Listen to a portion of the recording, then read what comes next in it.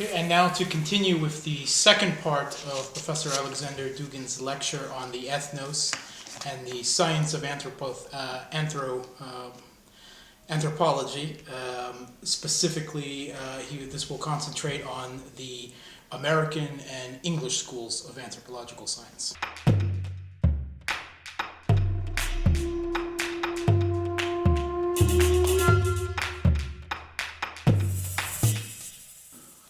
Now, I'm continuing to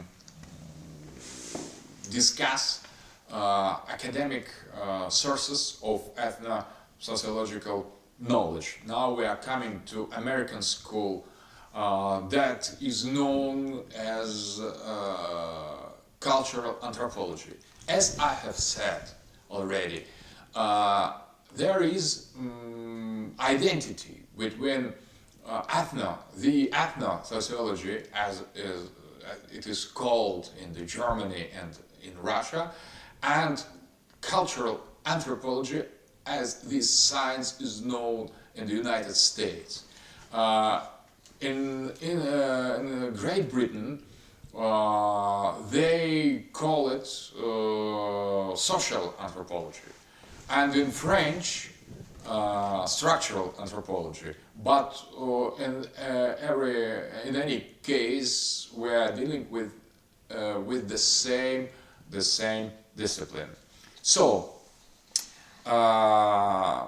when, for example, German authors that are considered to be ethnosociologists are translated in the English and published in the United States, the name of the collection is always cultural anthropology or social anthropology.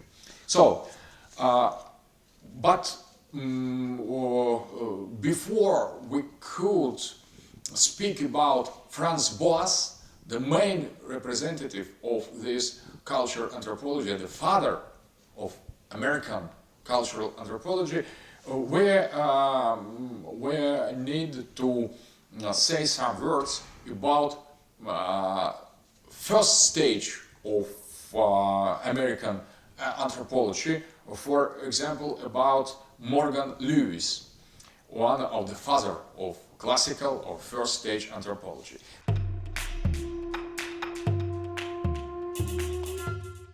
This anthropology that could be called also pre-cultural or uncultural was based on the idea of the evolution, or the idea more or less close to Spencer's idea that human society is continuation of the animal society, and that human society is a kind of sophisticated animal society where the same patterns that rule the world of animals are fully applicable, but on the other level. So this evolution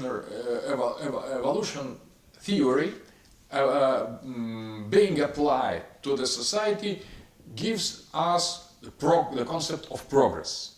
And anthropology was conceived by the persons as Lewis Morgan, as a kind of studying of first apparition of the primitive man from the animal state. So it was considered as the ending stage of the animal history and the beginning of the human history. So it was placed in the middle of the transition between animal and human being.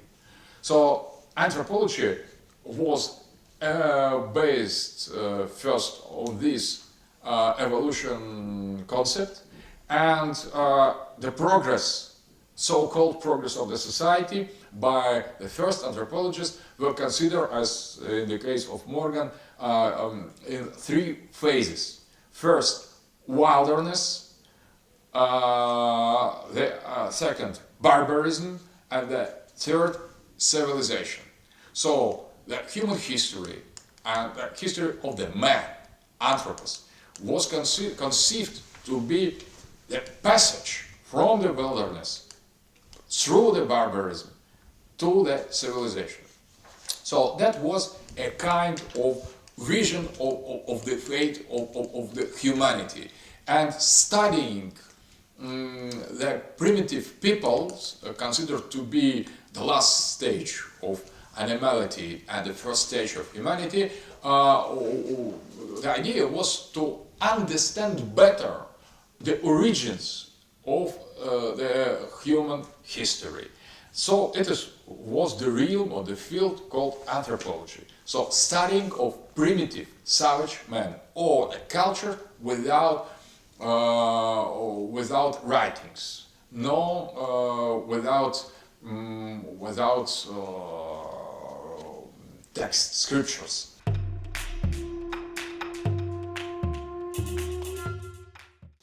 The continuation of this Lewis Morgan's school of anthropology was a very interesting American sociologist William Sumner, that in his famous book that is called Folkways,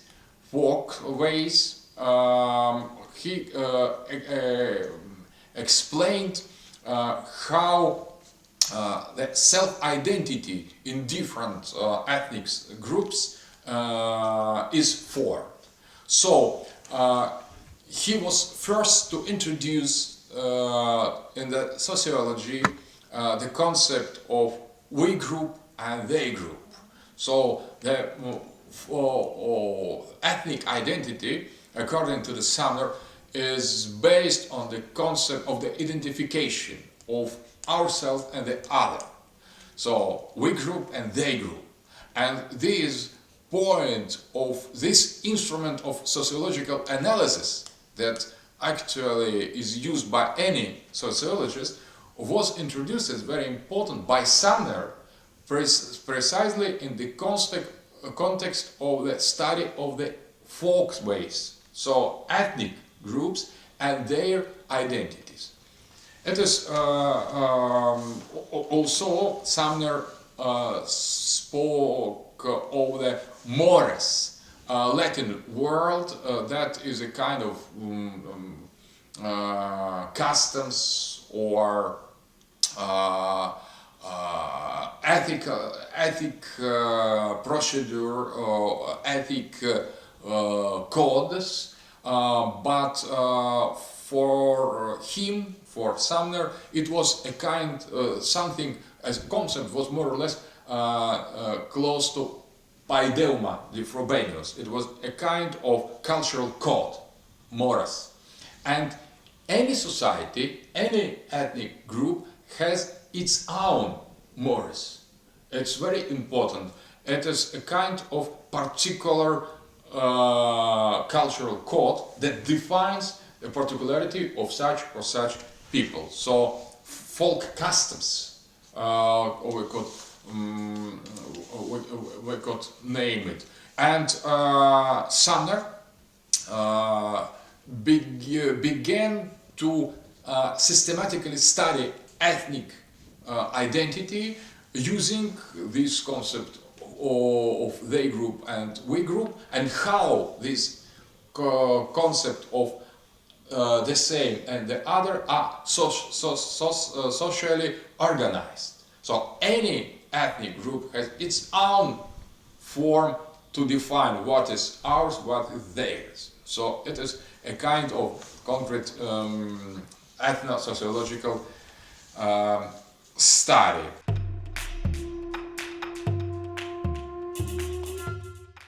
What is also interesting that the case of William Thomas, co-author with Polish sociologist Florian Znaniecki, the very famous study about Polish peasant in Europe and America. So William Thomas, famous American sociologist, tried to explore modern European society with anthropological methods. So he has made a journey to the Poland and tried to observe Polish society as anthropologists observe primitive people. So trying to understand, trying to explain using the native terms and categories. That was the starting point of his collaboration with Florence Donetsky, and the result of this anthropological application to the modern European society was famous book, The Polish Peasant in Europe and America. So, here we also are dealing with ethnosociological approach.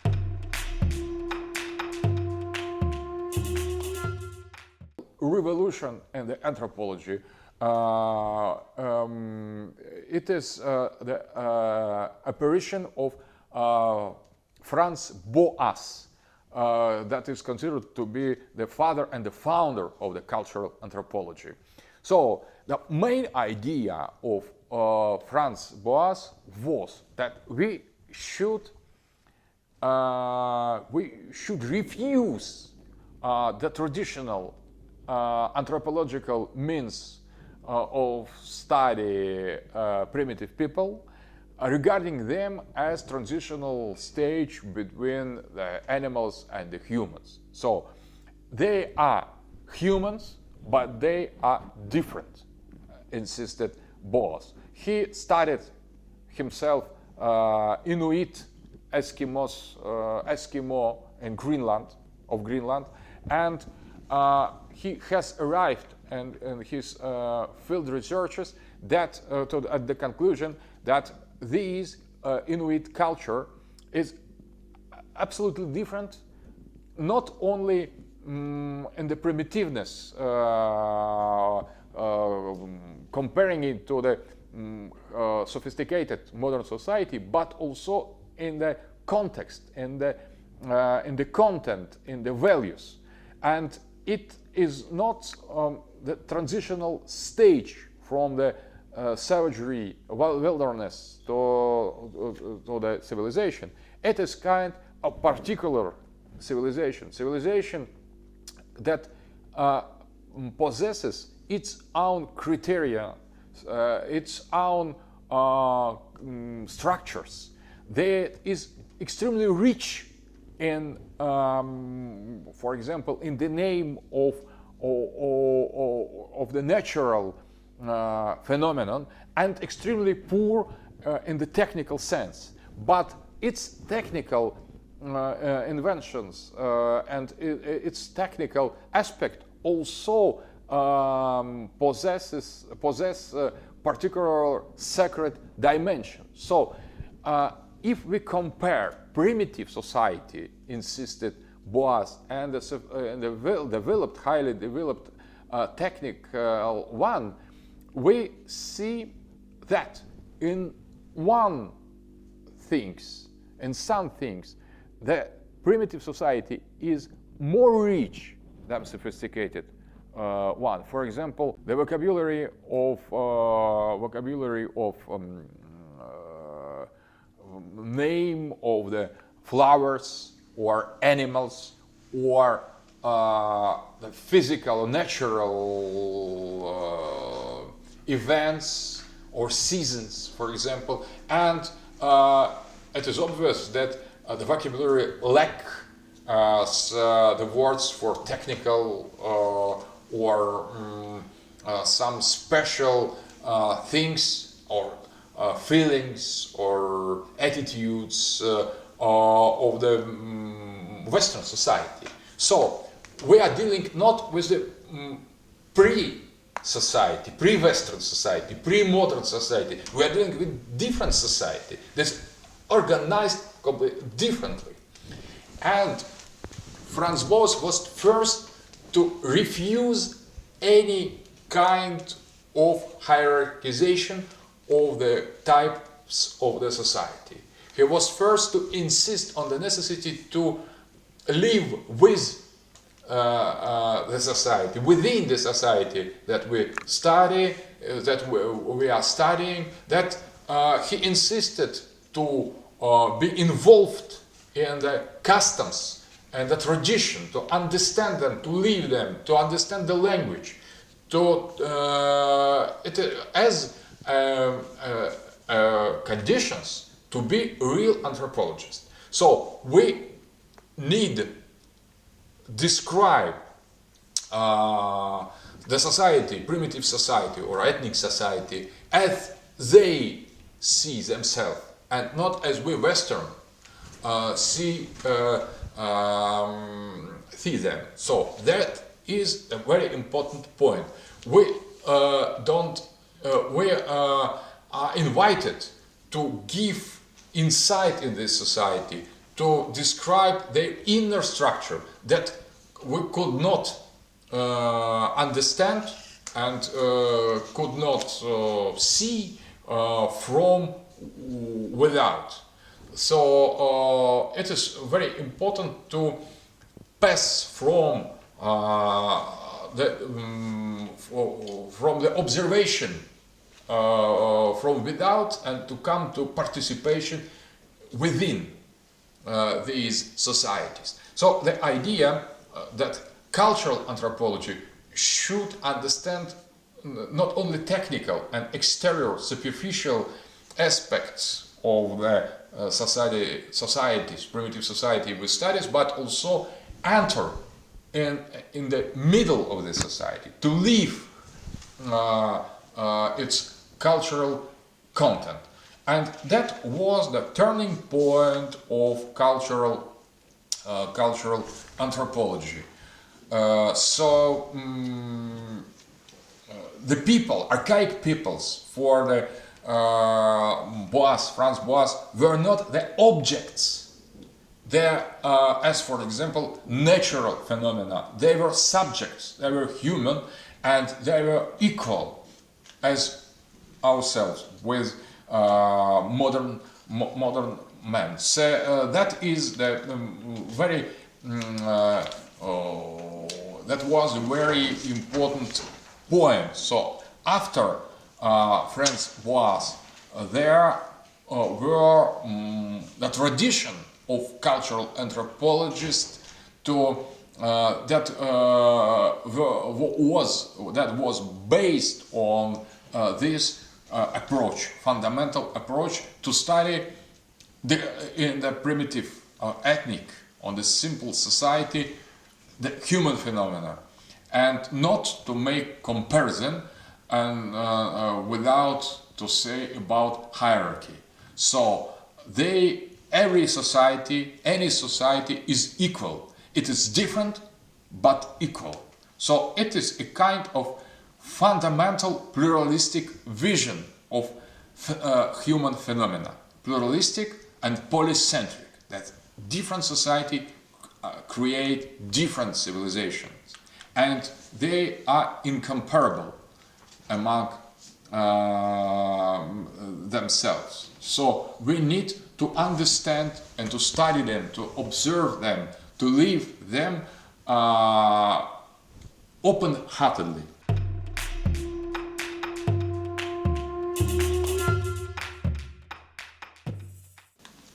So this idea was developed by his pupils and disciples. Alfred Kroeber, that studied the cultural pattern as the basic identity and a kind of cultural code that is transmitted through the generations.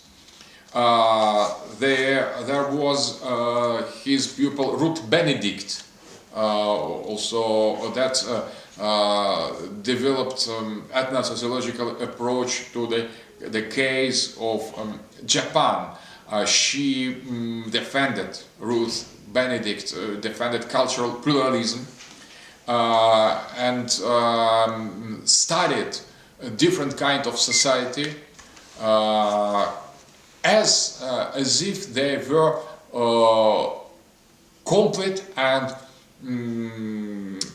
complex structures that should be understood basing on their own criteria. That was very the concept of Ruth Benedict and the classification of different types of the cultures proposed by her were the very important theories in ethnosociology. Abraham Kardiner, the other people of Franz Boas, introduced the concept of basic personality. That basic personality, it is the personality that is a kind of normative personality that doesn't correspond to any living or existing or empiric person, but is presumed by any member of such or such community. Studying this basic personality is the same as the study of the identity, of common identity, or also the normative cultural code. What is interesting that one of the classical sociologists, Ralph Linton, also was continuator of Franz Boas' cultural anthropological theory, and it was Linton who has introduced in the sociology the concept of status and the role. So it is most important instruments of sociological study were introduced by Linton, who also formed the circle culture and personality with Ruth Benedict and Abraham Kardiner, two other pupils of Franz Boas. Also, this idea to study the society as a set of the status and the roles was also initially applied to the study of primitive society, and after that, that was applied to the most complicated modern society. We could also cite the other pupils of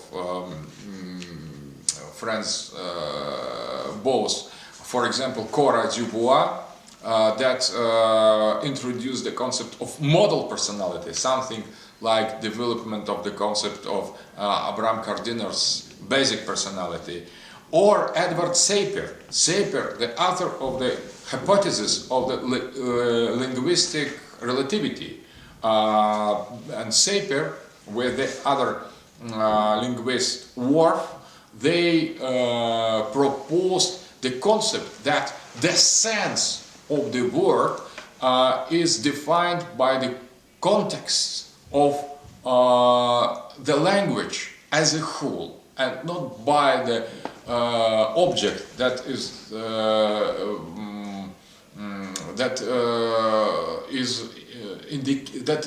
indicates. So that is a very interesting structuralist approach to the language, that the sense of the world is impossible to translate from one language into the other language without translating the language itself as a whole, because there are all the senses of the words and the sentences are embedded in the semantic field of these concrete languages. What is important that this hypothesis is the continuation of the Boas cultural anthropological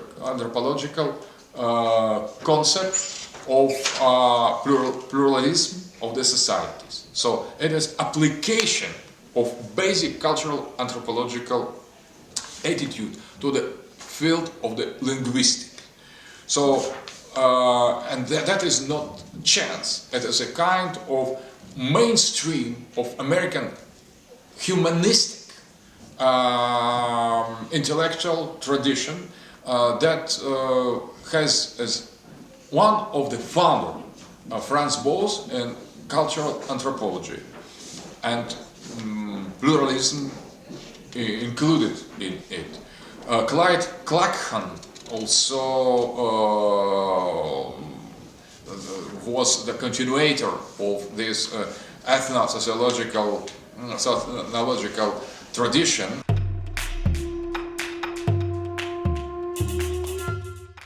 And also I would like to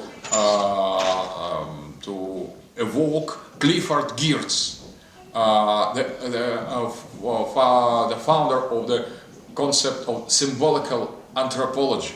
Symbolical anthropology that continues to develop the concept of cultural pluralism by Franz Boas, and Clifford Geertz insisted that all gestures, all signs, all symbols, all technical instruments,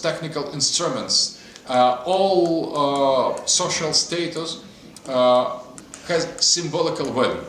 All the society is symbolical, the field of the symbols. So the sense, it is not pragmatic aspect of such or such custom or technical instrument, but symbolic value is predominating one. So we need, insisted Clifford Geertz, thick description of the society.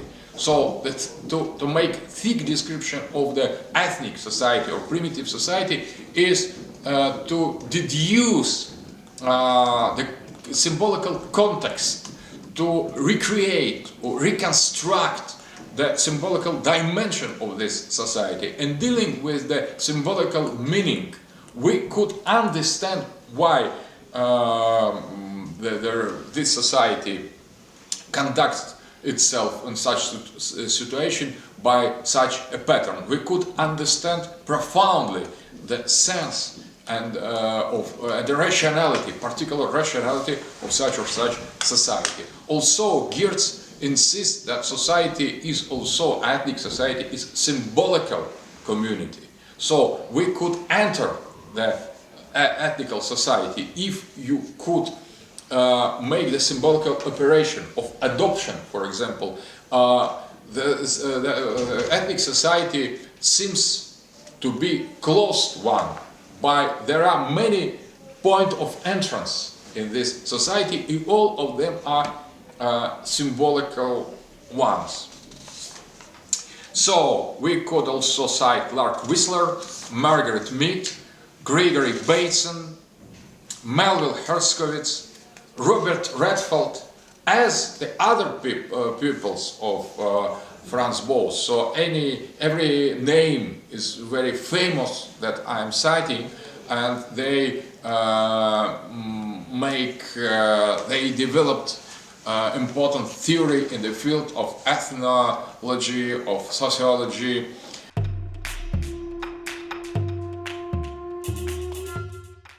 And about Robert Redfeld, I would like to stress his concept of folk society. Folk society that is exactly the definition of what is ethnos. Ethnos is folk society. So people who are member of folk society are very similar, says Redfeld. Their customs and habits are identical. All members of the folk society have a strong sense of their mutual appartenance, that they are the part of the same unity. Folk society is small, isolated community often without written culture, uniform with a strong sense of group solidarity. In the folk society there is very little division of labor, except for the gender. And the subject and object of production are families. A folk society also can be defined as sacred society. So all these definitions of Redfield's folk society are applicable to the ethnos as the simplest form of human society.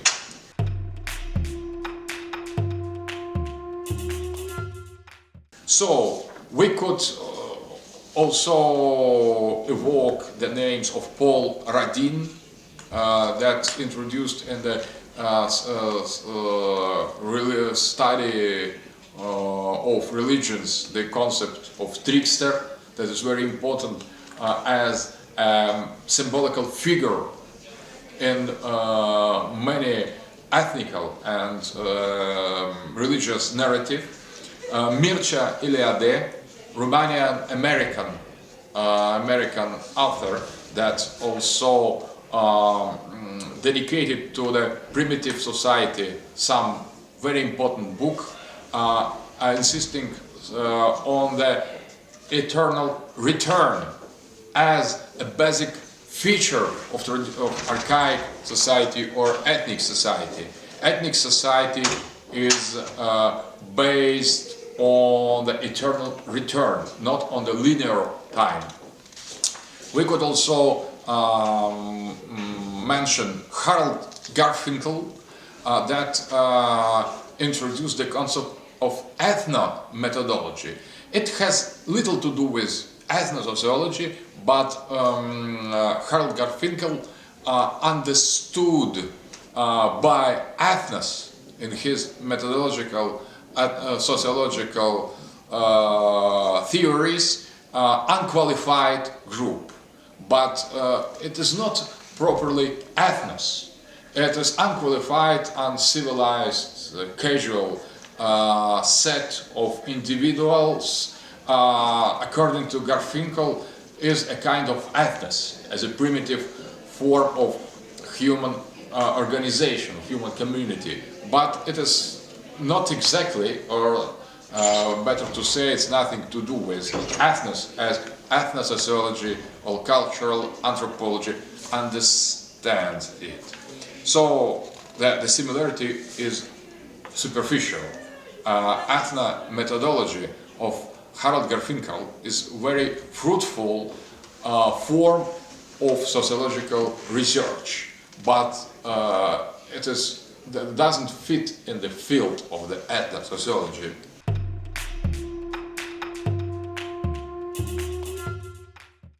And in the actual situation, there are two American very interesting authors that qualify themselves ethnosociologists as McCoy Marriott and Ronald Inden, who are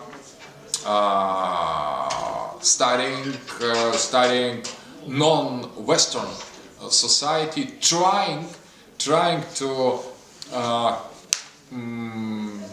create or reconstruct the sociological vision and sociological theories of the people themselves. So how to create the new kind of sociology, not the sociology of the Western type applied to the study of such or such non-Western society, but they create a kind of ethno-sociology, so they create the concept how concrete, archaic or traditional people understand its own society. So they, Inden and Mark Marriott, worked in India trying to describe what is normative concept or what is Indian society most Indians live in. So that doesn't correspond to the official declaration of the Indian government or Indian constitution. That doesn't correspond to what Western people think the Indian society is or should be, but how Indians themselves understand their society in their normative, on actual, realistic, empiric way. So it is kind of new sociology.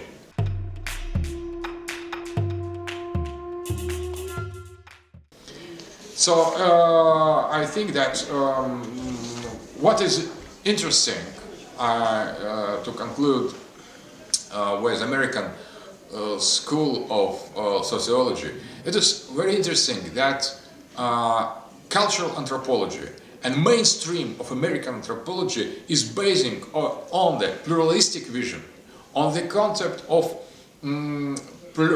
polycentric civilization, on the humanism that includes non-Western and non-developed society, that insists on the refusal of any kind of hierarchy or racism or any kind of